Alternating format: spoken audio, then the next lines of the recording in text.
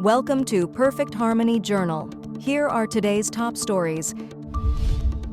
In a dramatic showdown in Tirana, Albania on Monday, protesters clashed with police, throwing Molotov cocktails and demanding a new technocratic caretaker cabinet. Russian forces launched multiple attacks on Toretsk and nearby areas, intensifying their push into the outskirts of the eastern Ukrainian town. In Canada, a new study reveals that only 32% of Canadians believe news organizations provide accurate and objective information. On the international front, a report from a Washington-based defense think tank shows that at least 103 organizations in Sweden are linked to the Chinese Communist Party's United Front Work Department, involved in overseas outreach. The UN Weather Agency announced that 2023 was the driest year for the world's rivers in over 30 years, leading to reduced water flows and prolonged droughts in many regions.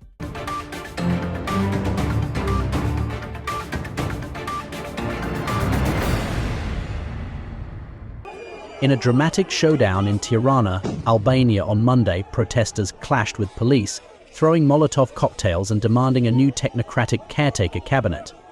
As a few thousand protesters rallied in front of the main government building, they shouted, "Down with the dictatorship." And Berisha, the unrest escalated outside the Socialist Party headquarters, where they burned an advertisement featuring Albanian Prime Minister Edi Rama's image and continued to clash with police near the Interior Ministry and City Hall. Police responded with tear gas to disperse the crowds, while hundreds of officers stood guard to protect government buildings. Traffic was blocked on several streets. Reports indicate that around 10 officers were injured by thrown objects, and some protesters were hospitalized due to tear gas exposure. Flamanoka, Secretary General of the Democratic Party of Albania, concluded the protest, vowing that the civil disobedience would continue. Meanwhile, both the US and EU have stated that violence won't aid the country's integration with the 27-nation bloc. Russian forces moved into the outskirts of the eastern Ukrainian town of Toretsk late on Monday, the 7th of October, just days after capturing Volodar. On the 7th of October, the Ukrainian General Staff reported that Russian forces launched 11 attacks on Toretsk and nearby areas, followed by 12 more assaults overnight on the 8th. Military bloggers noted that Russian troops are pushing further into the city.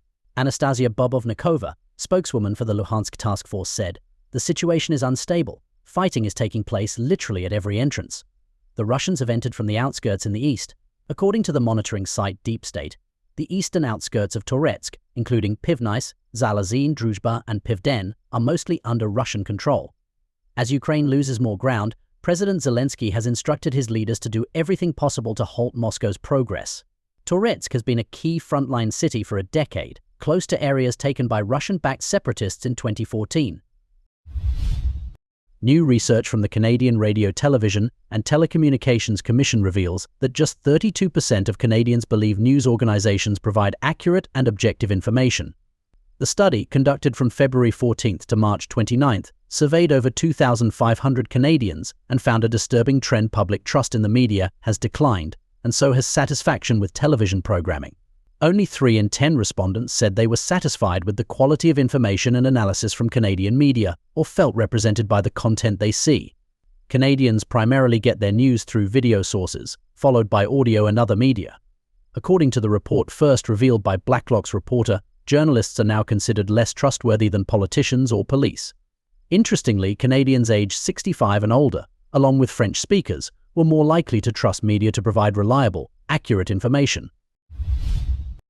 A report from a Washington-based defense think tank on October 4th reveals that at least 103 organizations in Sweden are linked to the Chinese Communist Party's United Front Work Department, which is involved in overseas outreach efforts. The report highlights that these groups have established a presence in Sweden's culture, business, politics, and education sectors to promote Chinese Communist Party interests and influence Chinese communities worldwide. In the economic sector, these organizations assist in connecting local companies with CCP institutions, aiming to integrate foreign economies with China. They also facilitate technology transfer, helping Swedish firms establish ties with cities like Shenzhen. In cultural activities, These groups promote the CCP-approved version of Chinese culture through events like the 2023 Chinese Cultural Night during Stockholm Culture Night. Additionally, United Front groups promote CCP narratives in Sweden by representing the Chinese diaspora community, aiming to align public opinion in Sweden with CCP perspectives. The report also mentions that 233 CCP agents connected to the United Front have been identified in Europe, highlighting the party's global reach. On October 5, Chen Xiaomin, an associate professor at National Taiwan University, told the Epoch Times that the CCP is taking advantage of the West's democratic, liberal, and pluralistic society to extend its influence. Seng Yishuo, an associate research fellow at Taiwan's Institute for National Defense and Security Research, emphasized the importance of raising awareness to counter these efforts. He noted that if all countries systematically investigate and block it, and warn their people about it, letting the whole world know about it, it will make sure the CCP's infiltration efforts are in vain, wasting its own resources. On October 8, a Russian court sentenced a 72-year-old American to nearly 7 years in prison. He was convicted of allegedly fighting as a mercenary in Ukraine. Stephen Hubbard from Michigan is the first American convicted in the ongoing Ukrainian conflict. Prosecutors stated he signed a contract with the Ukrainian military after Russia's invasion in February 2022. He was captured 2 months later and sentenced to 6 years and 10 months in a general security prison. In response, U.S. State Department spokesman Matthew Miller said Russia refused to grant consular access. He added, "They have an obligation to provide it, and we're going to continue to press for it. We're looking at the case very closely and considering our next steps."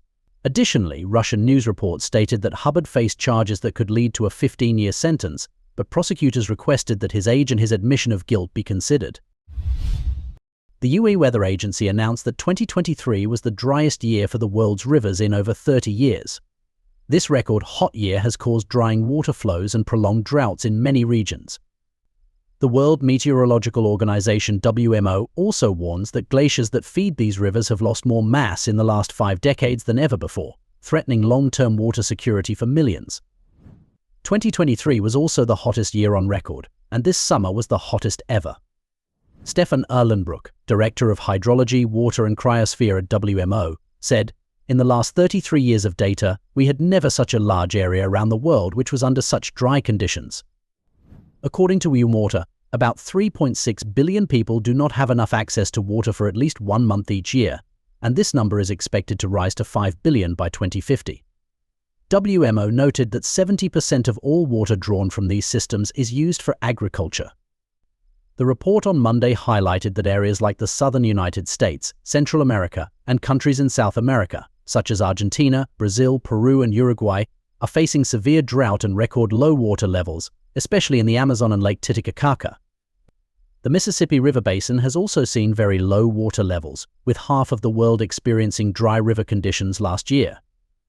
Low water levels have impacted river navigation in Brazil and led to a food crisis in Zimbabwe and other parts of southern Africa.